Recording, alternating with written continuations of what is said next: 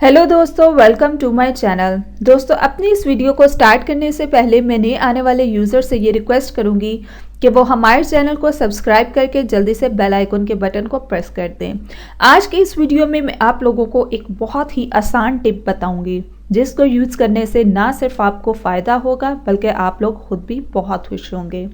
दोस्तों, आज की टिप मेरी है कि अगर आपके कालीन पे या कारपेट पे कोई चीज़ गिर जाए या चाय गिर जाए या दूध गिर जाए या कुछ भी गिर जाए लिक्विड फॉर्म में, तो आप लोग कैसे उसको साफ़ करेंगे। तो दोस्तों, आपने फ़ौरन उस जगह पे पिसा हुआ नमक छिड़क दें।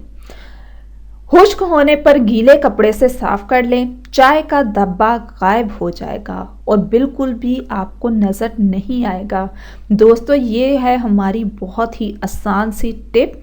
आप लोग इसको ज़रूर ट्राई करें। अगर आप लोगों के साथ कोई ऐसा हादसा हो जाए, अगर आपके कारपेट पे या कालीन पे किसी छोटे बच्चे से चाय गिर जाए या आपसे गिर जाए या किसी से भी गिर जाए, तो आप लोग फ़ौरन ये टोटका यूज़ करें। दोस्तों, अपने उन दोस्तों के साथ भी इसको शेयर करें जिनको इनकी बहुत सख्त ज़रूरत होती है। सो ये थे आज के हमारे बेनिफिट्स और टिप्स।